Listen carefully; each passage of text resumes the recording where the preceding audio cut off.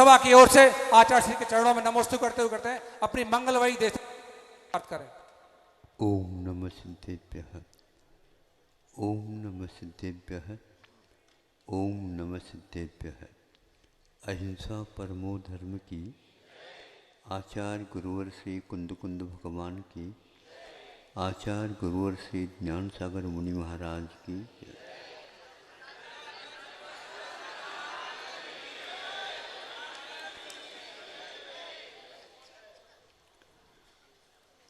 आज उत्तम त्याग धर्म है और हमने पहले से ही दशलक्षण धर्म के पर्व में त्याग धर्म को अहिंसा के लिए विशेष रूप से प्रदान किया है।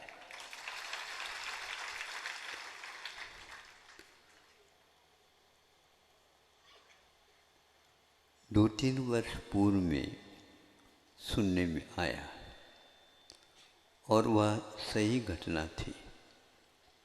एक साथ शायद नेपाल में 1,00,000 गायों का कत्ल करके वैसे चढ़ाने की अपेक्षा से वहाँ पर प्रावधान किया गया था और अपार समुद्र की भांति उस गायों के समूह को देख करके ऐसा लगता था इसका नेपाल राष्ट्र का भविष्य क्या होगा। भविष्य तो बहुत दूर का है, किंतु कुछ ही दिनों में मास भी नहीं और नेपाल में भयंकर एक भूकंप आ गया। उस समय पूरे भारत नहीं, विश्व में एक प्रकार से विश्व ही चिंता में मग्न हो गया। ये कैसे संभव हो सकता है? एक नहीं, दो नहीं, तीन नहीं, चार नहीं, पांच नहीं, और उनको 1,00,000 तक पहुंचाया गया था। बलि देने की अपेक्षा से ये किया गया था। विज्ञान ने भी इसको अपना शोध का विषय, अनुसंधान का विषय बनाया। जैनाचार्यों ने इसके लिए पहले ही लिखा था, ये वेदना समुद्घात माना जाता।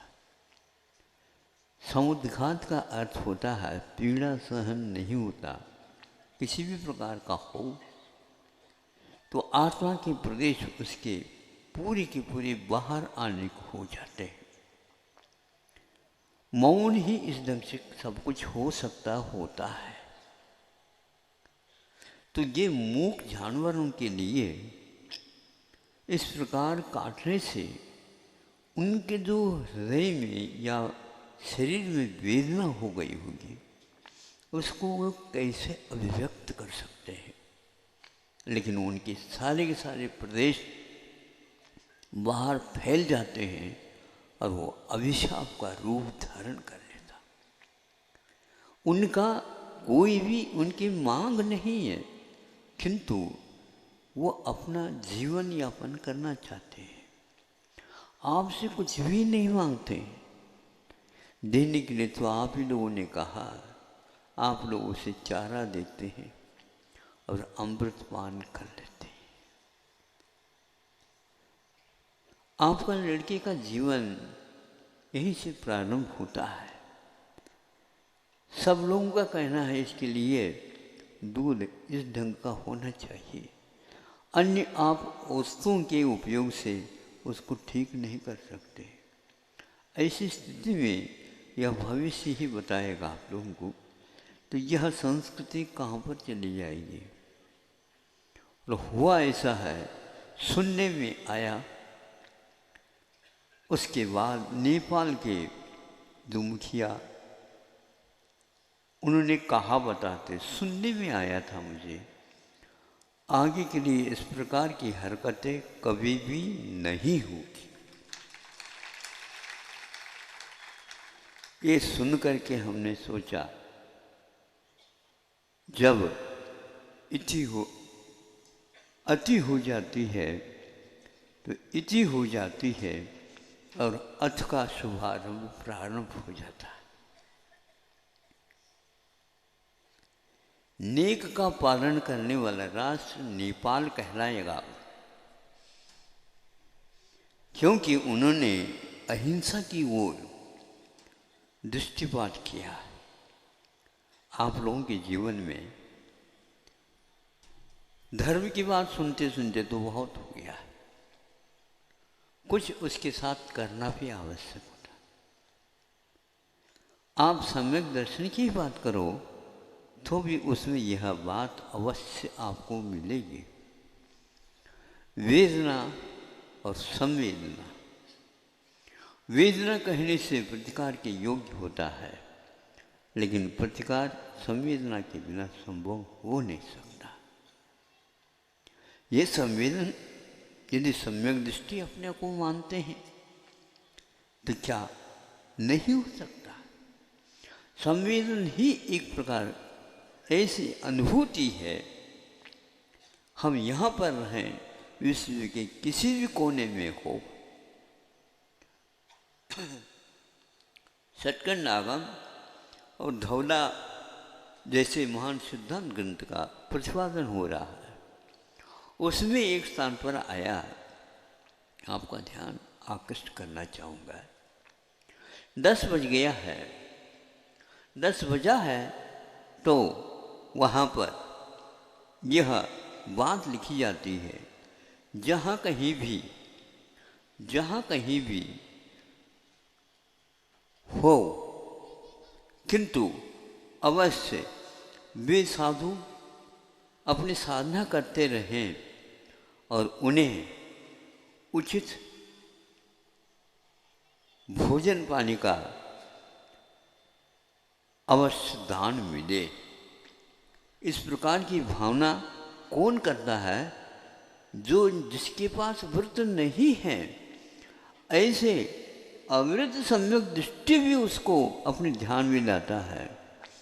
साधु सन्यासी अथवा जो श्रम करने वाले होते हैं तो उन्हें समय पर मिलेगा तो श्रम के माध्यम से अपना शाकाहार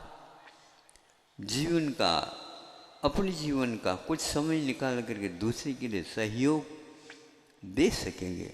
वो कुछ मांगते नहीं, लेकिन मिले ऐसी भावना यहाँ से आप पहुँचा सकते हैं। ये संवेदन के माध्यम से आपकी ये तरंगे वहाँ अवश्य जाएगी और उसको सांत्वना अवश्य देगी। साधु त्याग, साधुओं के लिए दान इत्यादि के माध्यम से, और जो कष्ट में है उसके लिए अनुकंपा के माध्यम से, कंप जाए कलेजा, मैं क्या कर सकता हूँ, कुछ दे सकता हूँ, लेकिन वहाँ तक जा भी नहीं सकता, पहुँचा भी नहीं सकता। क्या कह रहे हो आप? नहीं, सबसे ज़्यादा महत्वपूर्ण क्षमता मनोवरगना के पास रहती है, ऐसा आगम का उल्लेख है। हम मन के माध्यम से ये समझे कि मैं क्या नहीं कर सकता, अभय दान दिया जाता है तो विश्व के कोने कोने तक वो तरंगे पहुंच जाती है। जिसका जितना उपादान होगा उसके अनुसार उसे शांति अवश्य मिलेगी और आपका वह कार्य पूर्ण हो जाएगा। क्या संवेदन के बारे में आपने कभी सोचा? स्वसंवेदन होता है पक्की बात है, लेकिन संवेदन एक ऐसी अनुभूति है, वह दूसरे के प्रति क्या होना चाहिए वह भी उसकी भूमिका का काम करता है। आपके पास भूमिका होना चाहिए, प्रत्येक क्षेत्र में भूमिका का अपना महत्व होता है। तो सम्यक दर्शन धर्म की एक भूमिका है, लेकिन उसमें भी उन्होंने इसको सक्रिय सम्यक दर्शन, क्या है ये? सक्रिय का अर्थ सोया हुआ नहीं, निष्क्रिय नहीं, उपेक्षा नहीं। अरे दूसरे द्रव्य का, एक द्रव्य का दूसरे द्रव्य में क्या हो सकता है, ये हो तो बिल्कुल सिद्धांत मानते हैं हम भी। एक ऐसा भी मत है, अरे ये जीव ही नहीं है संसार में। आप जिस प्रकार कर्ता को कर्म को नहीं मानते हो, उसी प्रकार वो कहते क्या करता कर्म, क्या उपकार? कुछ नहीं। यावत जीवेत सुखी जीवेत, ऋणम कृत्वा घृतम पिबेत, भस्मीभूतस्य जीवे देहस्य पुनरागमनम कुतः। ये समझा आप लोगों ने? ये युगों युगों पहले से ही आपके पास समय सार है, अनुकंपा और अस्तिक इत्यादि है, तो उनके पास ये भी है। ये सब फालतू की बात है। आया हुआ जो कुछ भी है उसको छोड़ करके आप पुनः प्रतीक्षा करो। प्रतीक्षा तो करना चाहिए, लेकिन जो आया है उसको खा लेना चाहिए, अच्छे भोग होना चाहिए। फिर इसके उपरांत भी ऋण भी ले लेना चाहिए। बच्चे आएंगे सब दे देंगे। आपने उनके जीवन को खड़ा कर दिया तो इतना भी नहीं कर सकते क्या? हाँ, अब उसके लिए क्या कहेंगे आप बताओ? यहीं पर भारतवर्ष में भी ऐसे व्यक्ति है, दूसरे की कोई चिंता नहीं, लेकिन इस प्रकार के तूफान में भी संतों ने इसका उत्तर देने का प्रयास किया और सभी के साथ व्यवहार क्या होना चाहिए। अभय दान, जो मुख्य दाता के रूप में केवली भगवान कहलाता है। केवली होने के उपरांत किसी भी जीव का वध उनके मन वचन काय की चेष्टा से हो ही नहीं सकता। यह अभयदान उन्हें प्राप्त हो जाता है। कोई भी जीव वो विहार भी कर ले, किसी प्रकार की बाधा हो ही नहीं सकती। जब मन में भी बाधा नहीं, वचन दिव्य ध्वनि होती है उनकी, लेकिन किसी जीव को आहत नहीं करे, सब सुरक्षित रहते हैं। और भगवान का यह अभय दान हम लोगों के लिए उपदेश के रूप में प्राप्त हुआ है। उसमें उन्होंने यही कहा कि तुम दूसरे के प्रति इस प्रकार सद्भावना रख सकते हो, और उस सद्भावना के पीछे यही रहना चाहिए कि वह भी कष्ट से मुक्त हो। कष्ट से मुक्त हो ये भाव आपके हृदय में उत्पन्न होगा, उसके पूर्व में ही आपका कष्ट बहुत कुछ टलता चला जाएगा। हम उनके निमित्त से स्वयं के कष्ट को भी दूर कर सकते हो, करने का यही एकमात्र उपाय है। किंतु ये ध्यान रखें, आत्मा की बात को भी ध्येय में रखना चाहिए, बिल्कुल रखना चाहिए। और ये आत्मा एक ऐसा शब्द है, प्रत्येक के पास आत्मा होती है। जब आप अपनी आत्मा की बात समझ नहीं सकते तो दूसरे की आत्मा तो देखने में उपलब्ध हो जाती है। उसकी पीड़ा को हम अपने आंखों से देख सकते हैं, और उसके पास बुद्धि नहीं है, सही है उपाधिक ज्ञान नहीं है, क्या उसके प्रति आपकी दया नहीं आ सकती? हे भगवान, ये ऐसा कार्य कर्म करता जा रहा है, इसका भविष्य कैसा होगा? ऐसा कौन व्यक्ति होगा जो इसके लिए इस महान गर्त से उठा करके रख सके? धर्म के सिवाय और कुछ नहीं हो सकता, यहीं पर सब कुछ रहना है। और आपको जिस प्रकार मुट्ठी बांध करके लाए थे, किंतु हाथ पसार करके जाना है। जा रहे हो, ताला लगा के नहीं जा सकते। हाँ, एक भी पाई साथ ले जा नहीं सकता कोई भी, एक ही छूट जाएगा। हाँ, ले जा सकता है वह व्यक्ति, सब कुछ ले जा सकता है। वहाँ का भविष्य में उसका जो कुछ भी जीवन रहेगा, उसका प्रबंधन वहाँ पर हो जाएगा। केवल पुण्य का संचय।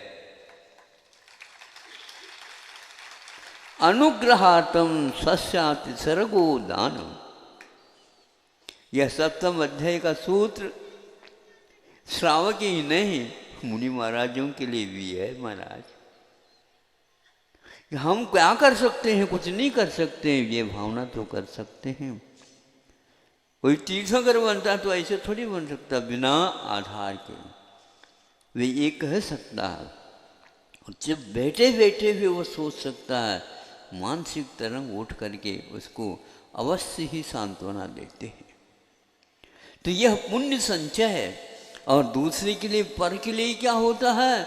तो उन्होंने ये कहा सम्यक ज्ञानादि वृद्धि हेतु। क्या सोच रहे हो? सम्यक ज्ञान की वृद्धि होगी दूसरे के लिए भी।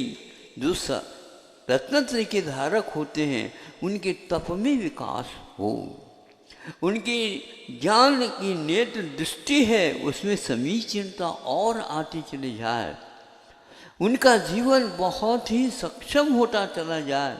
उनका लक्ष्य उन्होंने जो बनाया वह जल्दी जल्दी पूर्ण हो, इस प्रकार की भावना को लेकर के वह श्रावक यदि योग्य समय पर योग्य दान आदि करता है तो वह सबसे ज़्यादा कर्म की निर्जरा भी कर सकता। पाप को यदि पुण्य के रूप में परिवर्तित करना, और पुनाति आत्मानं पवित्रीक्रियते येन इति पुण्यम, यह कल ही तो आप लोगों ने सुना होगा। आत्मा जिसके द्वारा पवित्र हो जाती है, महाराज पुण्य तो पुण्य है, ये भी जड़ है, वो कर्म भी जड़, पाप भी जड़ है। हाँ जड़ तो है, लेकिन जो व्यक्ति पंचेंद्रिय विषयों को गौण करके और केवल दूसरे की पीड़ा को दूर करने के लिए और अपनी काया को चलाने के लिए संकल्प लेता है, तो उसका पुण्य का संचय पाप की पूरी निर्जरा करने के लिए सक्षम हो जाता। रात दिन तो पाप कर रहे हो, इसको दूर करने का कोई उपाय भी तो होना चाहिए। आत्मा की रक्षा कैसे कर सकोगे आप? इन्हीं भावनाओं के माध्यम से कर सकते हो। औषध दान है, अभय दान है, अन्नदान है, आश्रय दान है। ये दान क्या है? आदान नहीं, दान है। देना है, लेना नहीं है। लेकिन ये ध्यान रखो, वे महान स्वार्थी माने जाते हैं जो अपने साथ पुण्य के संचय लेकर के जा रहे हैं। तो पुण्य का संचय अगले जीवन में भी उसको बचाने वाला है। क्या बचा सकता? वो तो विषयों में ले जाएगा, ऐसा ले जा न सकता, क्योंकि उसका संकल्प है मुझे विषय नहीं चाहिए, मुझे तो केवल धर्म ध्यान की आराधना करना उसके साथ पुण्य बनता है, तो मैं उसको फेंक थोड़ी सकता हूँ।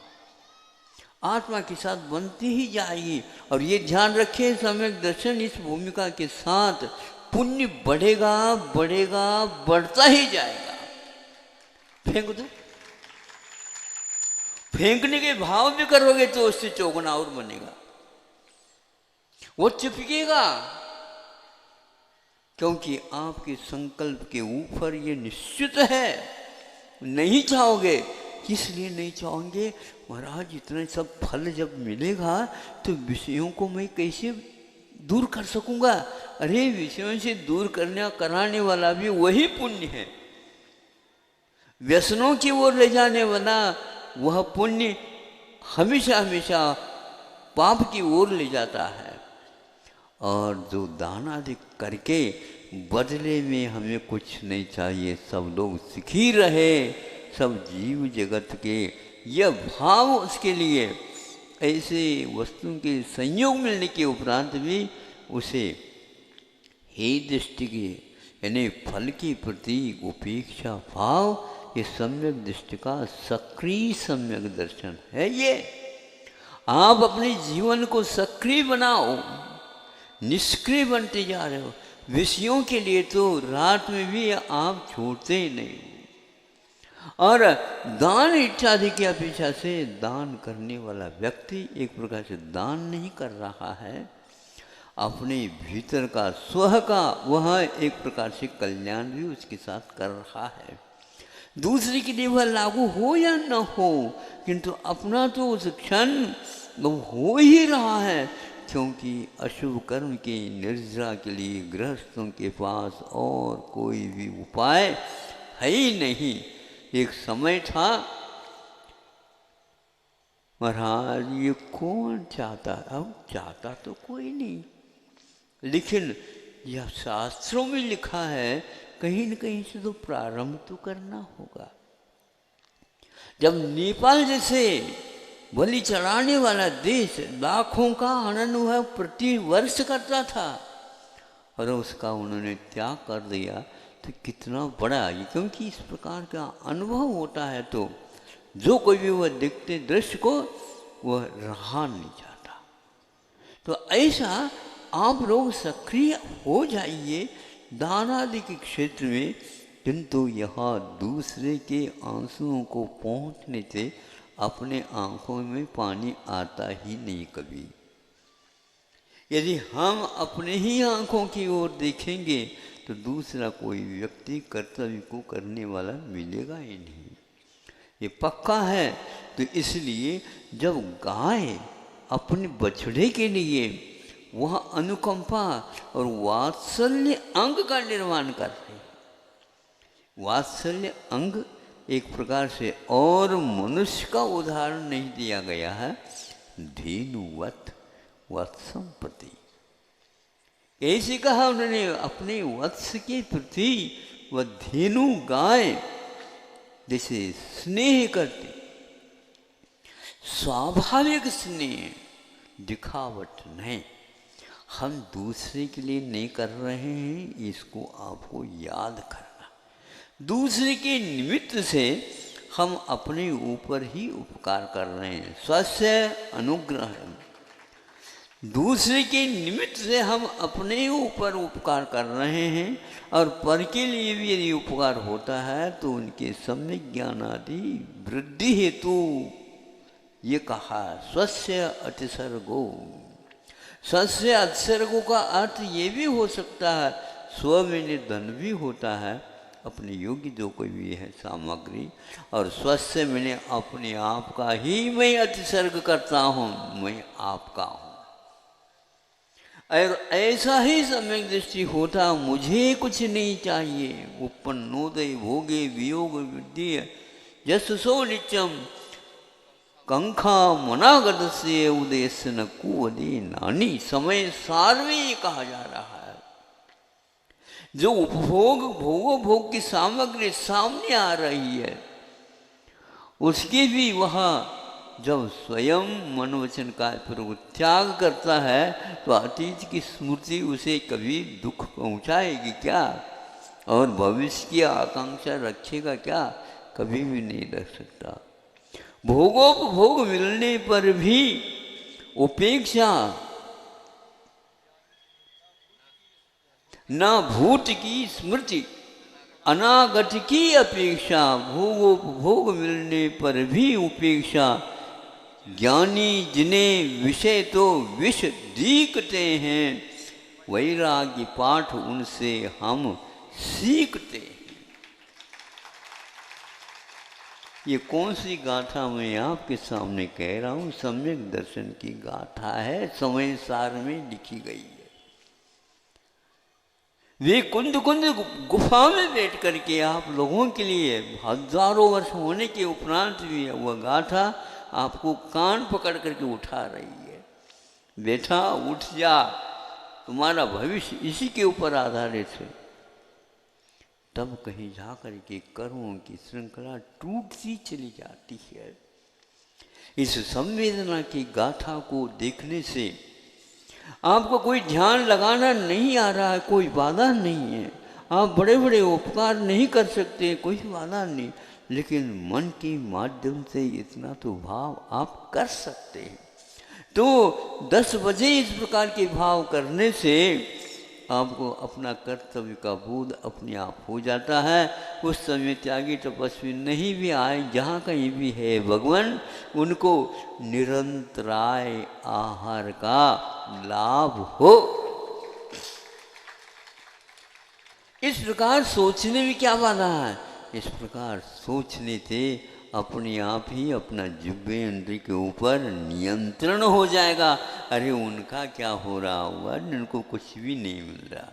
और एक प्रकार से जो व्यक्ति जब शरीर बिल्कुल ही निष्क्रिय हो रहा है, कर्म करने के योग्य नहीं रहता, उस समय साधु अथवा श्रावक भी अपनी इस काया को छोड़ने का संकल्प लेते हैं, तभी तो आप तप कर सकोगे, नहीं तो नहीं कर सकोगे, नहीं तो शरीर का दास बनोगे। उठना बैठना मुश्किल हो जाएगा। ध्यान रखो, जब तक उठने के बैठने की क्षमता है तब तक किसी के लिए सहयोग दे दो, नहीं तो बाद में तो आप कितने भी करो मुख से स्वर तक नहीं निकलेगा। जब स्वर तक निकलेगा नहीं, कोई संकेत करने के लिए हिम्मत नहीं रहेगी, आंखें खोलने की भी हिम्मत नहीं रहेगी, उस समय आपके भीतरी जो बन रही है, बिट रही है, उसका आप संवेदन कैसे करोगे? धैर्य उसको अवश्य अंत समय में मिलता है जिस व्यक्ति ने अपने जीवन में इस प्रकार का परोपकार किया है। बाहुबली भगवान को आप देखो कैसे हैं कि वो दूसरे यदि 6 महीने का उपवास कर सकते हैं उनके पिताजी, तो ये 1 वर्ष तक खड़े रहे, बैठे ही नहीं, आहार के लिए उठना ही नहीं, और उनको केवल ज्ञान हो गया। पढ़ते हैं, मिलता है। उन्होंने इस प्रकार के शरीर को, काया को कहाँ से प्राप्त की? पहले प्राप्त शरीर के माध्यम से कुछ किया था। उन्होंने अतीत काल में अनेक धर्मात्माओं की शारीरिक श्रम को, दुख को दूर करने का उपाय औषध दान इत्यादि के माध्यम से किया। तो इस जीवन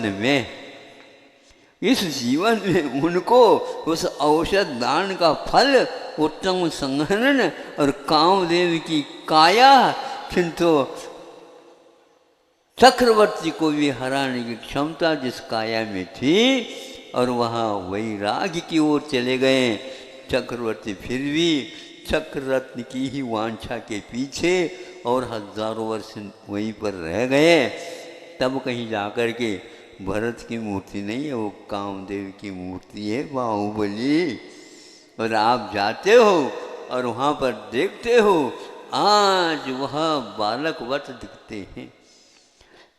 तीर्थंकरों के बाद यदि कोई मनोज्ञ शरीर मिलता है तो ऐसा मिलता। इस काया को विषयों में न लगा करके आप विषयातीत बनने का उपाय करते हो, तो 8 अंग रखे हैं एक एक सम्यक दर्शन के, और उसमें वात्सल्य अंग रखा है।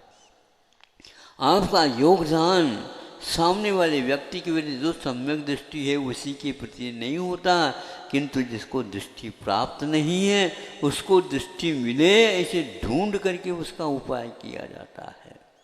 आज जो है एक स्थान पर चिकित्सा हो रही है, किंतु ऐसी चिकित्सा नहीं थी पहले। वहाँ वैद्य लोग घर घर चले जाते थे, पूछताछ करते थे, गांवों तक चले जाते थे, रोगियों को यहाँ तक आने की हिम्मत नहीं रहती थी, उनकी भी चिकित्सा होती थी। आज चिकित्सा की दशा ऐसी बन गई है, हम उसका वर्णन नहीं कर सकते। केवल पैसा पैसा पैसा इस प्रकार कर करके आज कोई भी एमडी बन नहीं सकता। बनता है तो भी वह अपना उद्देश्य को धर्ममय नहीं बना सकता। करोड़ रुपए खर्च करने होते हैं तब कहीं जाकर के वह उपाधि मिल जाती है, और वो गांव में चल नहीं सकती। उनको तो जाना महानगर की ओर ही, और जो जो दिया गया लगाया है उसको लाने के लिए आवश्यक। ऐसी दशा है, कोई भी चिकित्सक बनना नहीं चाहता है, क्योंकि उससे निर्वाह नहीं होता।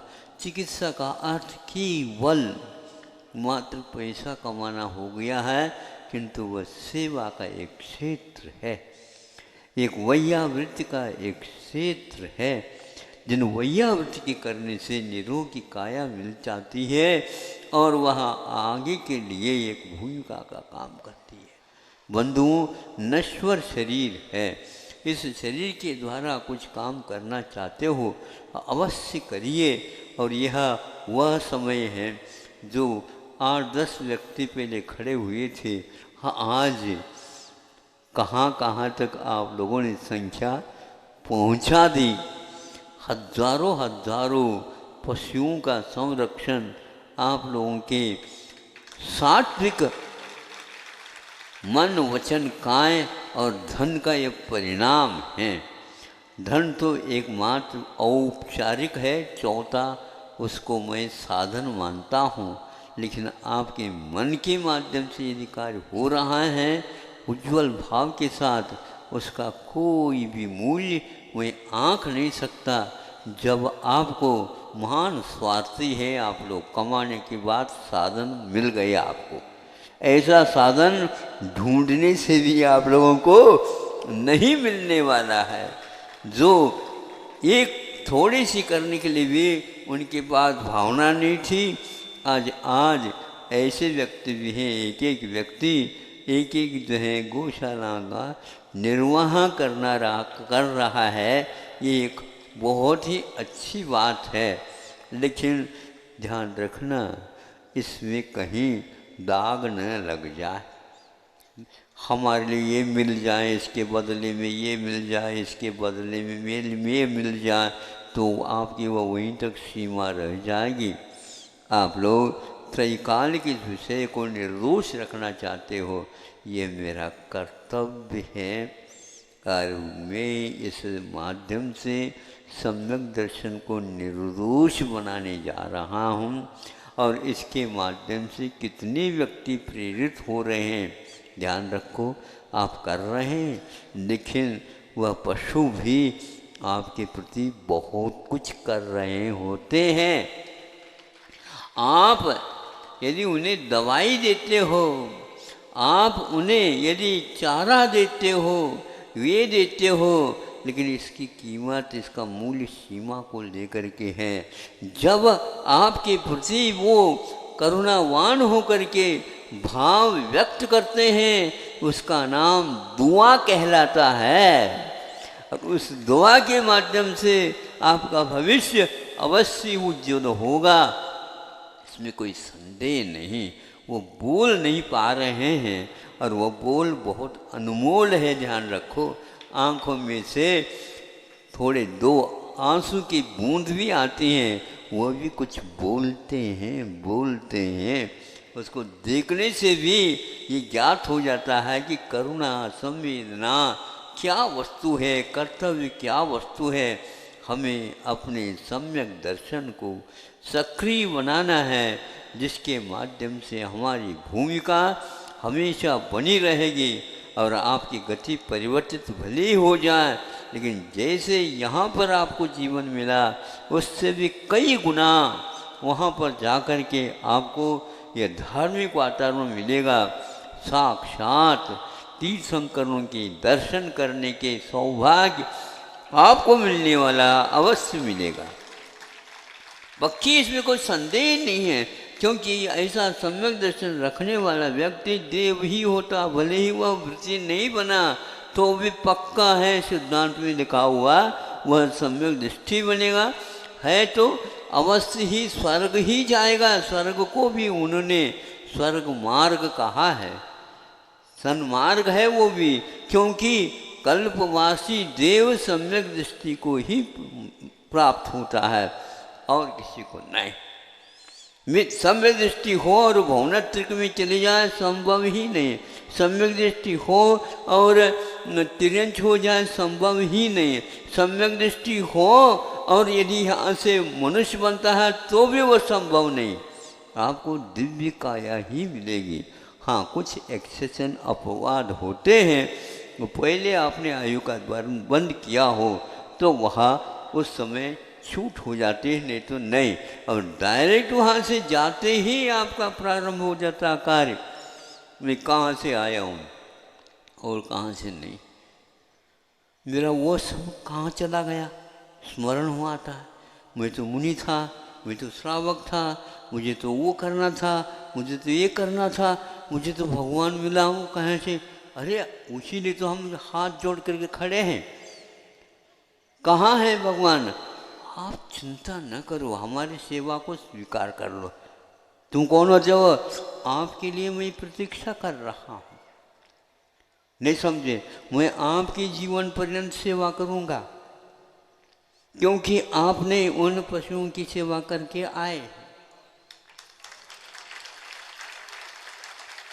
और हम आपको छोड़ नहीं सकते कि करोड़ों देवी देवताएं आपके लिए हाथ जोड़ देते हैं, मुझे ये नहीं चाहिए। हम भी ऐसे कहते थे।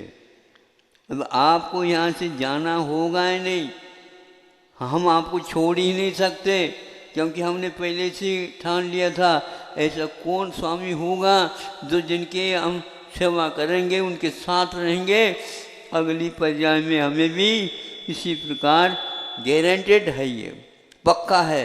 तो उसको सर्वप्रथम विधि आदि में ले जा करके प्रभु के दर्शन कराते हैं, तब वह कार्यक्रम प्रारंभ होता। जैसे अभी सुन रहे हो उसी प्रकार समूह शरण में आपकी सीट रिजर्व।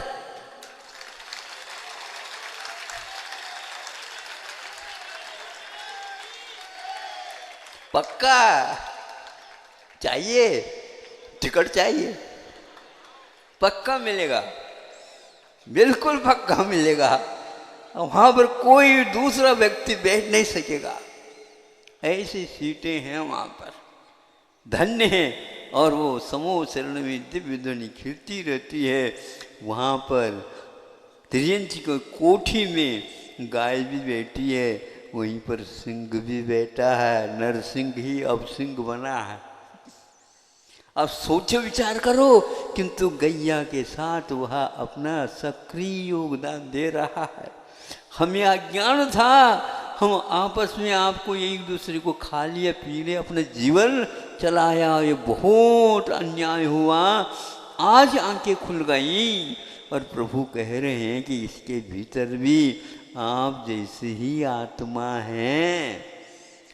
एक व्यक्ति बड़ा सेठ है, एक गरीब है, लेकिन भीतरी आत्मा तो एक है। एक है क्या नहीं? एक यदि नहीं होती तो स्मशान घाट दो कैसे बनते बता? एक ही है स्मशान घाट, वहाँ पर तो सबको एक ही मिलेगा। हाँ, सुनिए, स्मशान में जाना है तो जैसे एक ही मिलता है, उसी प्रकार अगले जीवन में आपको वह स्थान मिलने वाला है जहाँ पर बिल्कुल काया कभी भी रुग्ण नहीं होगी। अंतिम क्षण तक आप भगवान की आराधना कर सकेंगे और अपने साथी संगाती को लेकर के अपने भविष्य के बारे में भूमिका बनाना प्रारंभ कर दो। यहाँ से भूमिका बनाएंगे तो वहाँ पर वह सुदृढ़ हो जाएगी। फिर इसके उपरांत एक भाव दो भाव में, हाँ, हमेशा के लिए यहीं पर रहना है क्या आपको? नहीं है, जल्दी है, कर लो जल्दी, बिल्कुल। लेकिन ये ध्यान रखना, दूसरे के ऊपर, कंधों के ऊपर नहीं, अपने स्वयं पैरों से चलो आप और दूसरे को भी चलाओ। यही एकमात्र समय आपका ज़्यादा हो गया, लेकिन त्याग किया हुआ दिन है तो त्याग है। एक वर्ष में ये लोग कह रहे थे हमें वो दिन आने वाला, हमें वो दिन आने वाला, त्याग, उत्तम त्याग मिलेगा और महाराज जी का संग मिलेगा। मैं ये सोच रहा था कि यहाँ पर इतनी जनता आ जाएगी, खजुराहों में तो वैसे कैसे प्रबंधन तो बहुत मुश्किल है, किंतु आज ऐसा लगा, कैसा लगा बताओ आप लोग? हाँ, ऐसा लगा कई चातुर्मास से बढ़कर के यहाँ पर कार्यक्रम, और आप लोगों की संख्या बढ़ी हुई देख करके तो ऐसा लगता है अब दिन दुगुनी और गुणित क्रम से विकास हो। हाँ बिल्कुल। अब वो चूंकि सोमवार है पर्व का, लोग दूर दूर से आ रहे हैं। आज तो सूर्य नारायण ने भी क्या कर दिया,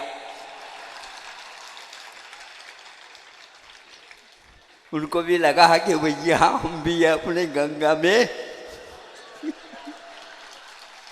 धो लिया। हाँ? वो कहाँ मिलेगा?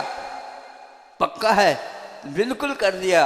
अब संभव है, सुनते हैं 3-4 दिन के लिए ऐसा मौसम बनने वाला है। ऐसा सुनते हैं। सबकी पारना तो है ही, धारणा जब पक्की है महाराज तब पारना की बात करते हो। ऐसी धारणा पक्की है, कोई डर नहीं ले रहा। देना पड़ता है तो बात अलग है। ऐसे भाव यहाँ पर कोई प्रबंध नहीं होते हुए भी 50 व्यक्ति इस प्रकार के काम कर रहे हैं। उन सब के धर्म ध्यान अच्छे हो और हमारा भी अच्छा हो। अहिंसा परमो धर्म की बोधि समाधि परिणाम शुद्धि स्वात्मोपलब्धि सुसौत सिद्धि चिंता मुनिम चिंतित वस्तुदाने त्वामंदमानस्य ममास्तु।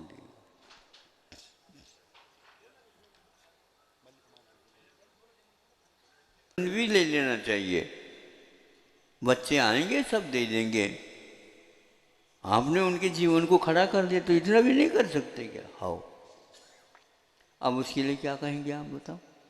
यहीं पर भारतवर्ष में भी ऐसे व्यक्ति है, दूसरे की कोई चिंता नहीं, लेकिन इस प्रकार के तूफान में भी संतों ने इसका उत्तर देने का प्रयास किया और सभी के साथ व्यवहार क्या होना चाहिए। अभय दान, जो मुख्य दाता के रूप में केवली भगवान कहलाता है।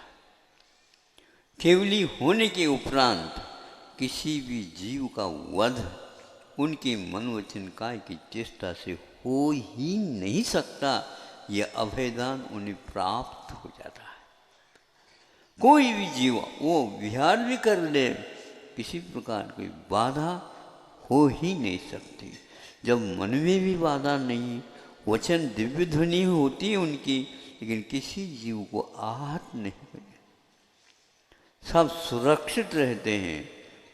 और भगवान का यह अभय दान हम लोगों के लिए उपदेश के रूप में प्राप्त हुआ है।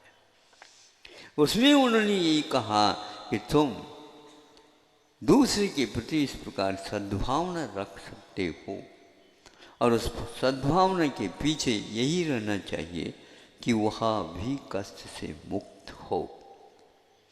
कष्ट से मुक्त हो ये भाव आपके हृदय में उत्पन्न होगा, उसके पूर्व में ही आपका कष्ट बहुत कुछ टलता चला जाएगा। हम उनके निमित्त से स्वयं के कष्ट को भी दूर कर सकते हो, करने का यही एकमात्र उपाय है। किंतु ये ध्यान रखें, आत्मा की बात को भी ध्येय में रखना चाहिए, बिल्कुल रखना चाहिए।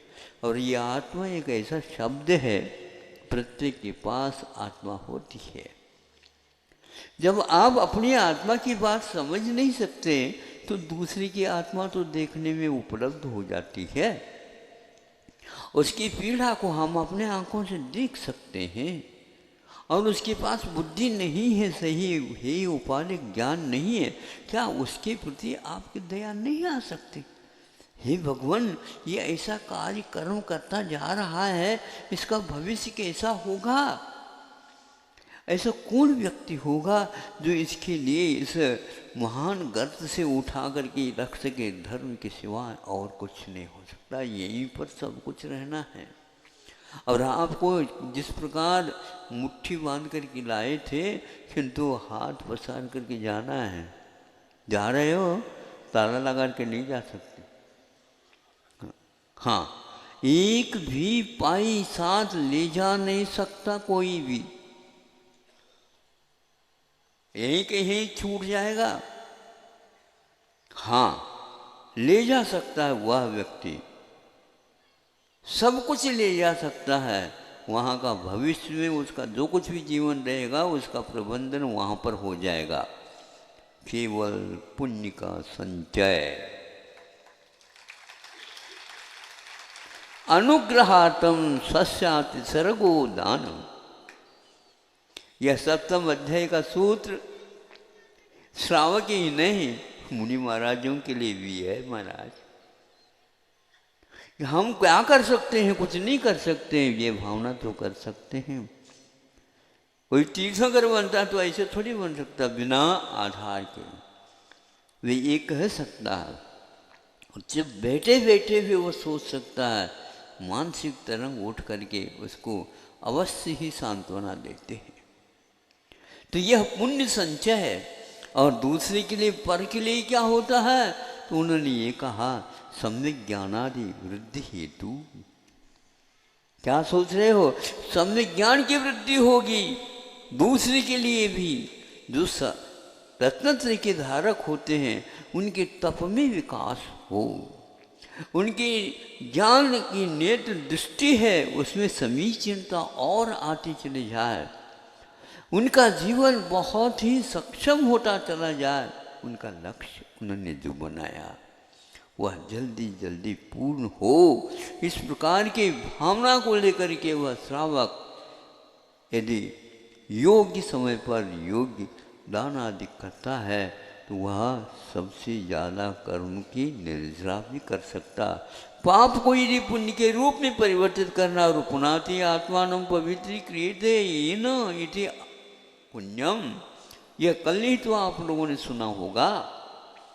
आत्मा जिसके द्वारा पवित्र हो जाती है, महाराज पुण्य तो पुण्य है, ये भी जड़ है, वो कर्म भी जड़, पाप भी जड़ है। हाँ जड़ तो है, लेकिन जो व्यक्ति पंचेंद्रिय विषयों को गौण करके और केवल दूसरे की पीड़ा को दूर करने के लिए और अपनी काया को चलाने के लिए संकल्प लेता है तो उसका पुण्य का संचय पाप की पूरी निर्जरा करने के लिए सक्षम हो जाए। रात दिन तुम पाप कर रहे हो, इसको दूर करने का कोई उपाय भी तो होना चाहिए। आत्मा की रक्षा कैसे कर सकोगे आप? इन्हीं भावनाओं के माध्यम से कर सकते हो। औषध दान है, अभय दान है, अन्नदान है, आश्रय दान है। ये दान क्या है?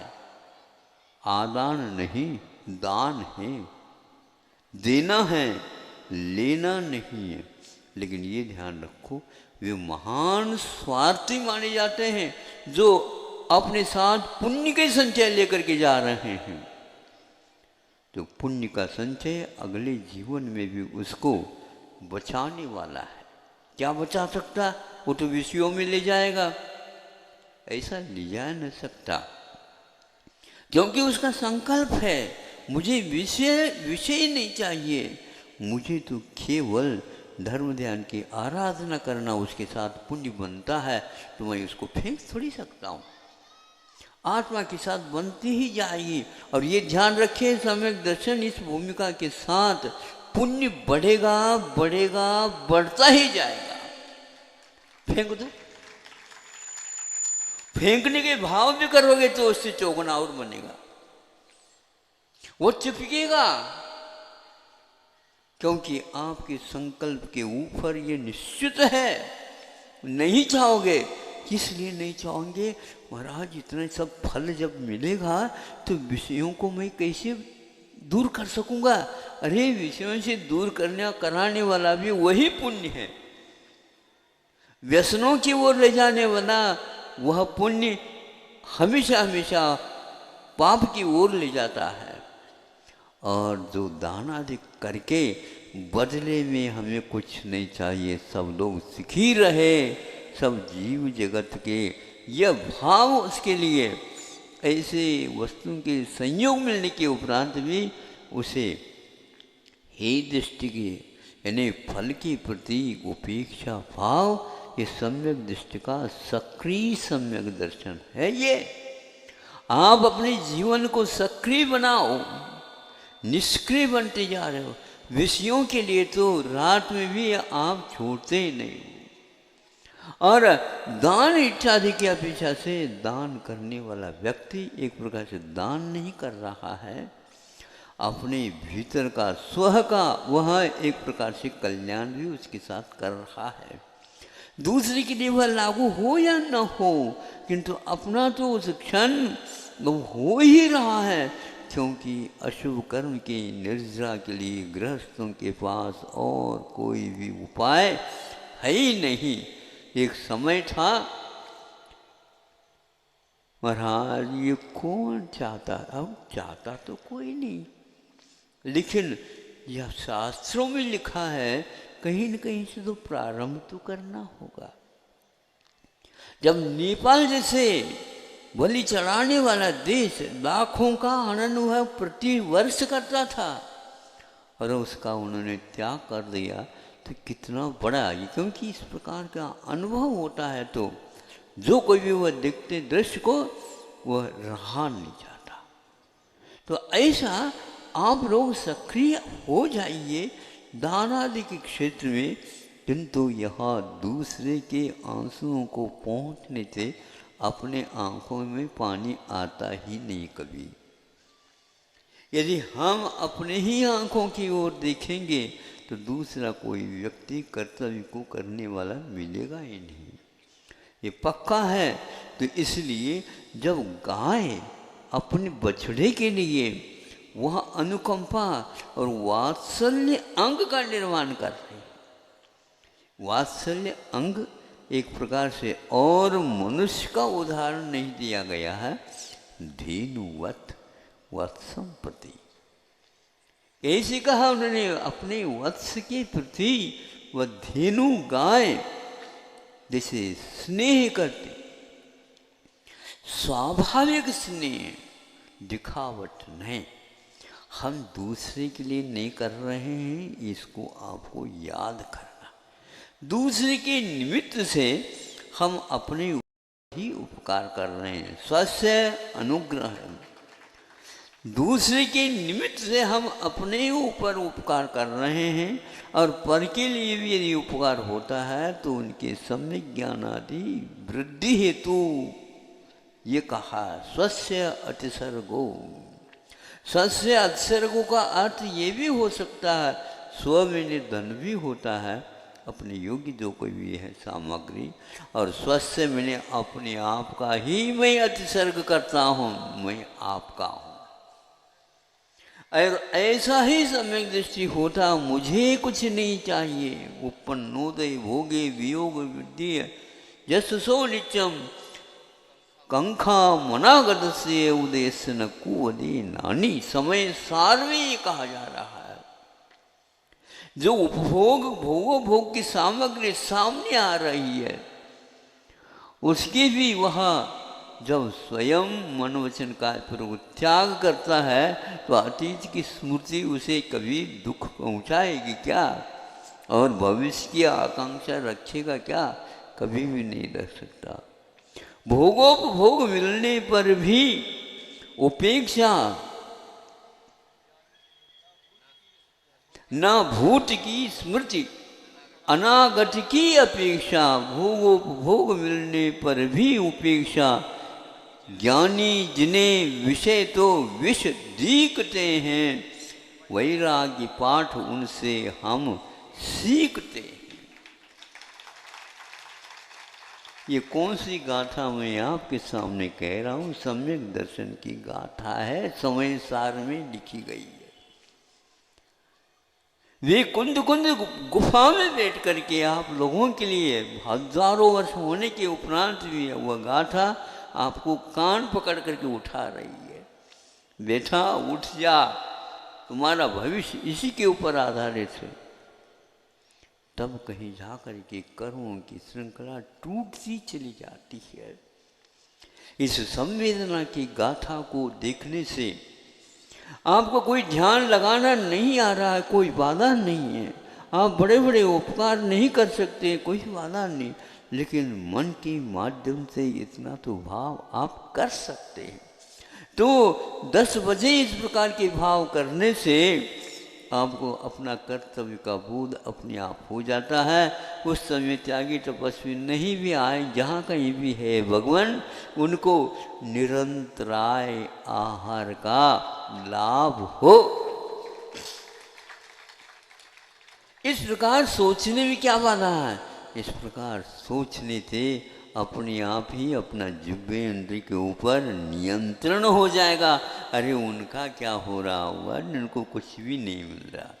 और एक प्रकार से जो व्यक्ति जब शरीर बिल्कुल ही निष्क्रिय हो रहा है, कर्म करने के योग्य नहीं रहता, उस समय साधु अथवा श्रावक भी अपनी इस काया को छोड़ने का संकल्प लेते हैं, तभी तो आप तप कर सकोगे, नहीं तो नहीं कर सकोगे, नहीं तो शरीर का दास बनोगे।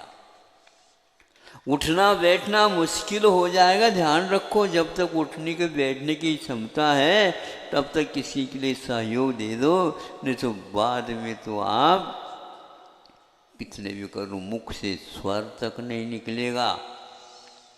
जब स्वर तक निकलेगा नहीं, कोई संकेत करने के लिए हिम्मत नहीं रहेगी, आंखें खोलने की भी हिम्मत नहीं रहेगी, उस समय आपके भीतरी जो बन रही है, बिट रही है, उसका आप संवेदन कैसे करोगे?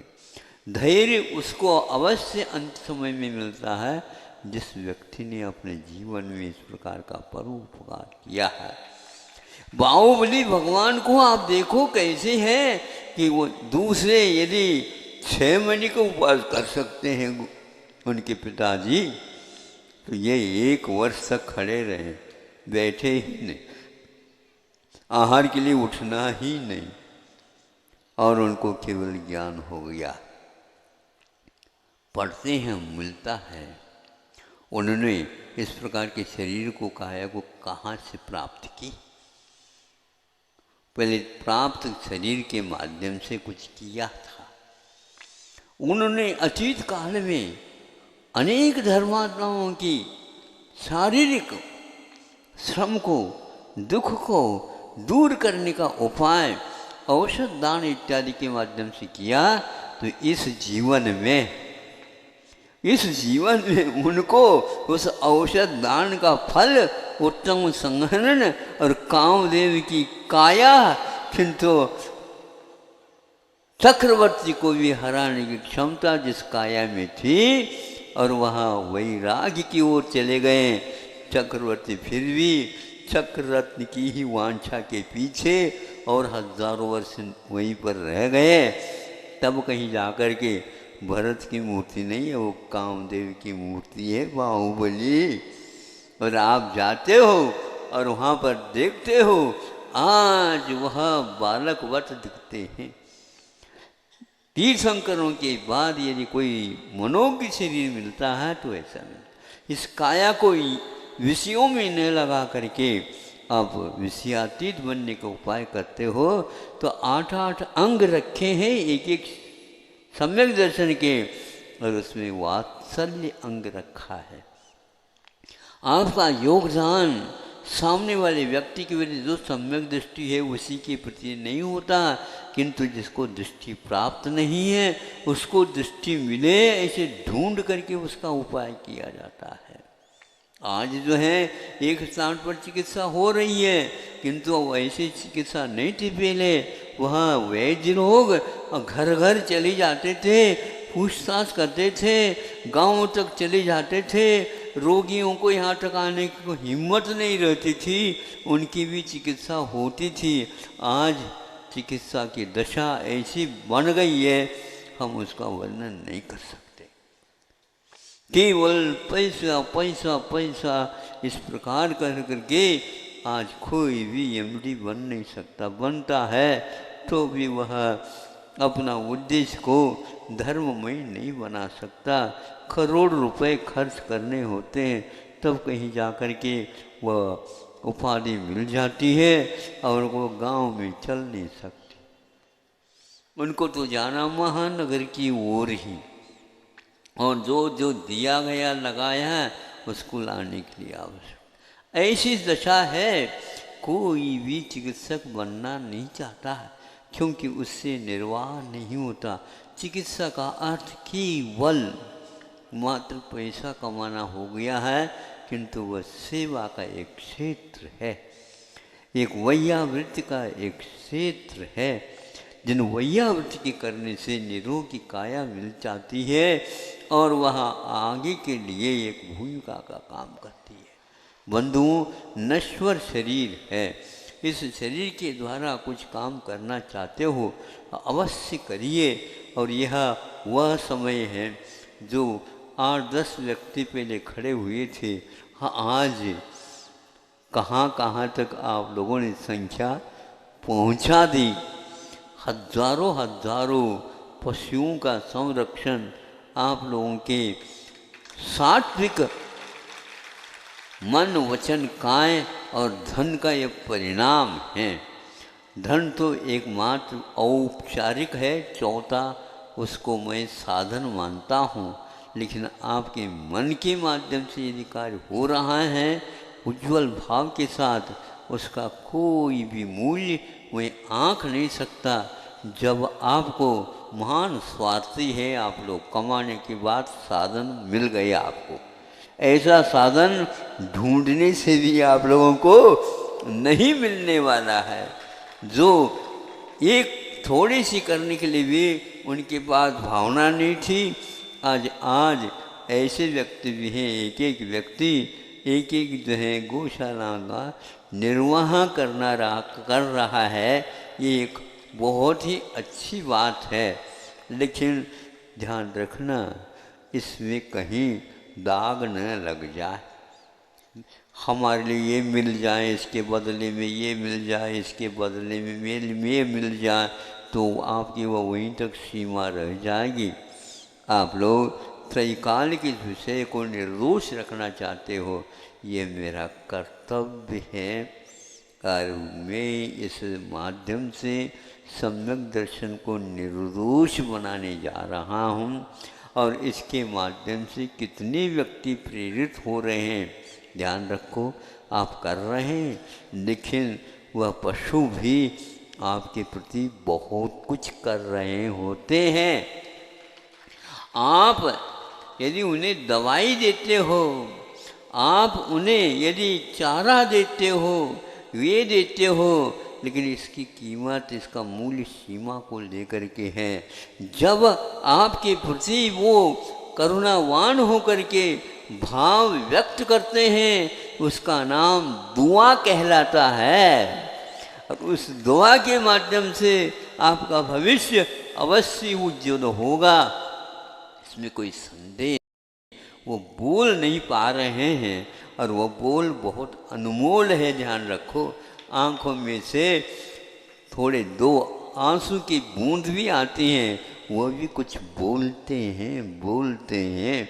उसको देखने से भी ये ज्ञात हो जाता है कि करुणा, संवेदना क्या वस्तु है, कर्तव्य क्या वस्तु है। हमें अपने सम्यक दर्शन को सक्रिय बनाना है, जिसके माध्यम से हमारी भूमिका हमेशा बनी रहेगी और आपकी गति परिवर्तित भले ही हो जाए, लेकिन जैसे यहाँ पर आपको जीवन मिला उससे भी कई गुना वहाँ पर जाकर के आपको यह धार्मिक वातावरण मिलेगा। साक्षात तीर्थंकरों के दर्शन करने के सौभाग्य आपको मिलने वाला, अवश्य मिलेगा। बाकी इसमें कोई संदेह नहीं है, क्योंकि ऐसा सम्यक दर्शन रखने वाला व्यक्ति देव ही होता, भले ही वह वृत्ति नहीं बना तो भी पक्का है, सिद्धांत में लिखा हुआ वह सम्यक दृष्टि बनेगा, है तो अवश्य ही स्वर्ग ही जाएगा। स्वर्ग को भी उन्होंने स्वर्ग मार्ग कहा है, सन्मार्ग है वो भी, क्योंकि कल्पवासी देव सम्यक दृष्टि को ही प्राप्त होता है और किसी को नहीं। सम्यक दृष्टि हो और भौनत्रिक में चले जाए संभव ही नहीं। सम्यक दृष्टि हो और तिरंच हो जाए संभव ही नहीं। सम्यक दृष्टि हो और यदि यहाँ से मनुष्य बनता है तो भी वो संभव नहीं। आपको दिव्य काया ही मिलेगी। हाँ, कुछ एक्सेशन अपवाद होते हैं, तो पहले आपने आयु का द्वार बंद किया हो तो वहाँ उस समय छूट हो जाती है, नहीं तो नहीं। और डायरेक्ट वहाँ से जाते ही आपका प्रारंभ हो जाता कार्य, मैं कहाँ से आया हूँ और कहाँ से नहीं, मेरा वो सब कहाँ चला गया, स्मरण हुआ था। मैं तो मुनि था, मैं तो श्रावक था, मुझे तो वो करना था, मुझे तो ये करना था, मुझे तो भगवान मिला हूँ कहाँ से। अरे उसी लिए तो हम हाथ जोड़ करके खड़े हैं। कहाँ है भगवान? आप चिंता न करो, हमारी सेवा को स्वीकार कर लो। तुम कौन होते हो? आपके लिए मैं प्रतीक्षा कर रहा हूँ। नहीं समझे? मैं आपके जीवन पर्यंत सेवा करूँगा, क्योंकि आपने उन पशुओं की सेवा करके आए और हम आपको छोड़ नहीं सकते कि करोड़ों देवी देवताएं आपके लिए हाथ जोड़ देते हैं, मुझे ये नहीं चाहिए। हम भी ऐसे कहते थे। अब आपको यहाँ से जाना होगा ही नहीं, हम आपको छोड़ ही नहीं सकते, क्योंकि हमने पहले से ठान लिया था ऐसा कौन स्वामी होगा जो जिनके हम सेवा करेंगे उनके साथ रहेंगे, अगली पर्याय में हमें भी इसी प्रकार गारंटेड है, ये पक्का है। तो उसको सर्वप्रथम विधि आदि में ले जा करके प्रभु के दर्शन कराते हैं, तब वह कार्यक्रम प्रारंभ होता। जैसे अभी सुन रहे हो उसी प्रकार समूह शरण में आपकी सीट रिजर्व।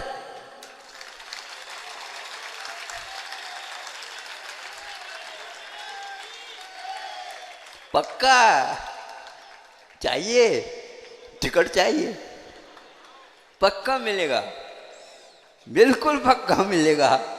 वहाँ पर कोई दूसरा व्यक्ति बैठ नहीं सकेगा, ऐसी सीटें हैं वहाँ पर, धन्य है। और वो समूह शरण में दिव्य ध्वनि खिलती रहती है। वहाँ पर त्रियंची को कोठी में गाय भी बैठी है, वहीं पर सिंह भी बैठा है, नरसिंह ही अब सिंह बना है। अब सोचो विचार करो, किंतु गैया के साथ वह अपना सक्रिय योगदान दे रहा है।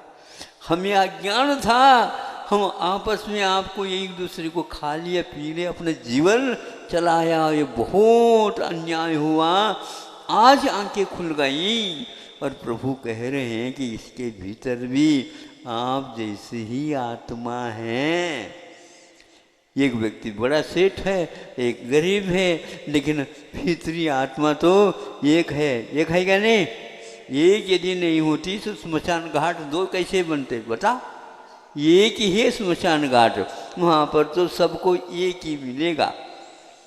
हाँ, सुनिए, स्मशान में जाना है तो जैसे एक ही मिलता है, उसी प्रकार अगले जीवन में आपको वह स्थान मिलने वाला है जहाँ पर बिल्कुल काया कभी भी रुग्ण नहीं होगी।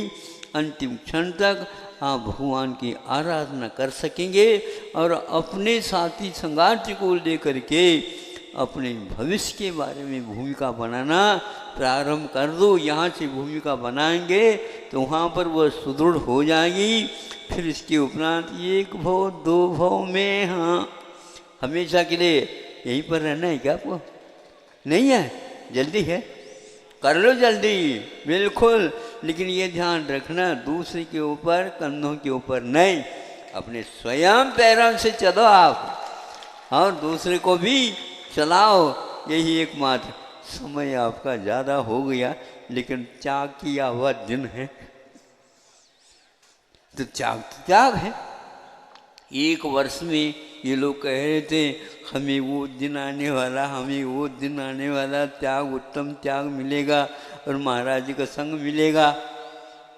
मैं ये सोच रहा था कि यहाँ पर इतनी जनता आ जाएगी, खजुराहों में तो वैसे कैसे प्रबंधन तो बहुत मुश्किल है, किंतु आज ऐसा लगा, कैसा लगा बताओ आप लोग?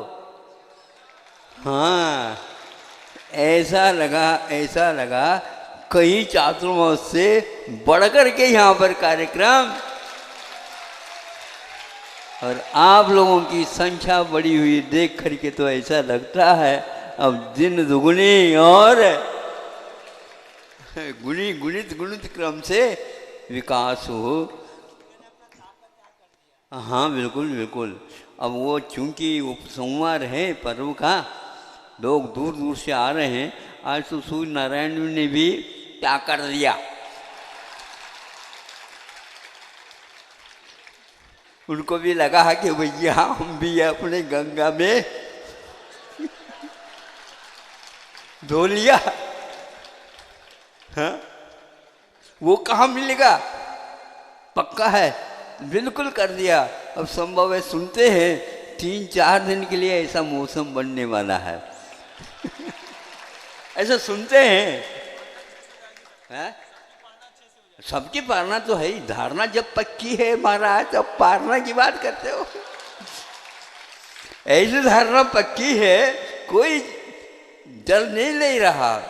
देना पड़ता है तो बात अलग है। ऐसे भाव यहाँ पर कोई प्रबंध नहीं होते हुए भी 50 व्यक्ति इस प्रकार के काम कर रहे हैं। उन सब के धर्म ध्यान अच्छे हो और हमारा भी अच्छा हो। अहिंसा परमो धर्म की बोधि समाधि परिणाम सिद्धि स्वात्मोपलब्धि सुसौत सिद्धि चिंता मुनिम चिंतित वस्तुदाने त्वामंदमानस्य ममास्तु।